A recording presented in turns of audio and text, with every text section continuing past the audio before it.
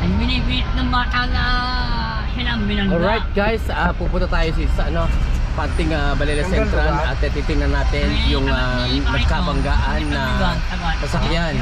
Ano nga yun, Maki? Motor at? Kotse.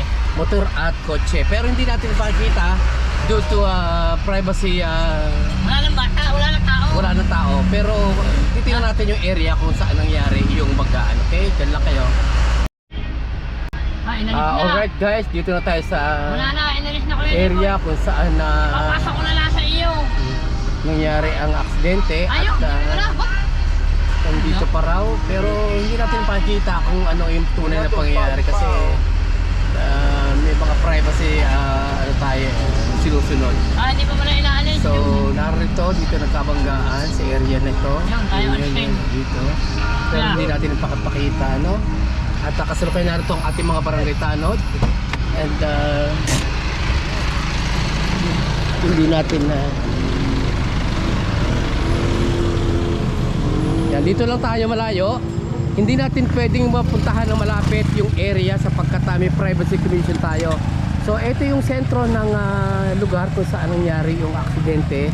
At narito na rin si Hepe at si Deputy at ang ating barangay driver. At nagkakalipon-lipon din sa kasalukuyan ang ating mga kabarangay dito sa Balele Central ito. At katapat ito ng ating Balele Central Water Works office kung saan nangyari ang aksidente ngayong gabi.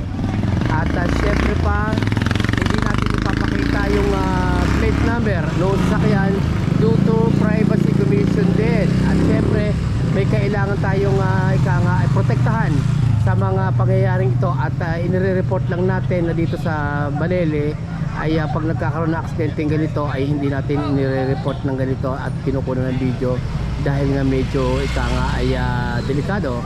So as of this moment ay kasalukuyang kinukunan ng paliwanag or statement yung magkabilang panig kung ano talaga ang pangyayari, samantalang si Hepe ang nakikialam doon at saka si Deputy ng tunay na report kung ano ang pinangyarihan. At tabi lang kayo kung ano ang mga susunod pang pangyayari dito nagaganap sa ating Balele Central. So nag-uusap ang both parties at nagkakaroon ng pagpapaliwanagan or kuro-kuro kung ano ang pinapakinggan ng ating sangguniang barangay, ng ating mga traffic enforcer kung ano talaga ang tunay na pangyayari at kung sino ang tunay na may sala. At ito na may mapapag-usapan sa lalong madaling panahon din at maaayos to. Sa isang barangay tayo at kinakailangan maiayos natin ito ng maayos ang ating aksidente nangyaring ito.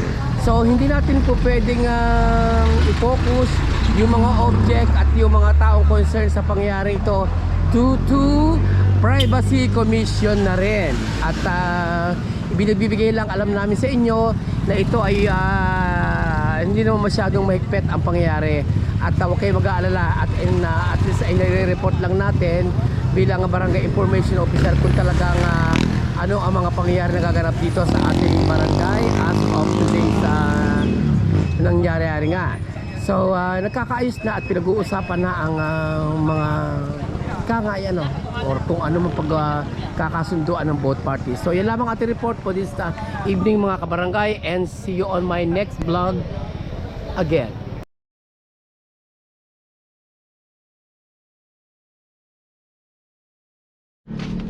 Alright, at dumaan na rin tayo dito sa Antonio Lirio Road kung saan nagkabit tayo ng isang araw ng LED street lights. At yan na nga yung 30 watts na liwanag ng LED street lights. So malaking bagay ito mga kabarangay,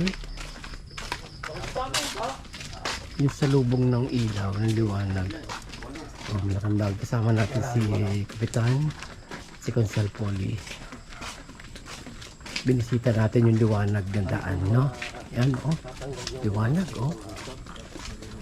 Tama-tama. Malaking bagay yung nagagawa ng ating mga proyektong ganito. Kakaroon ng liwanag ang ating mga lansangan.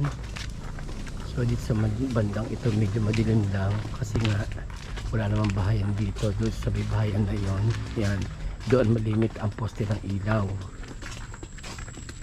Yan.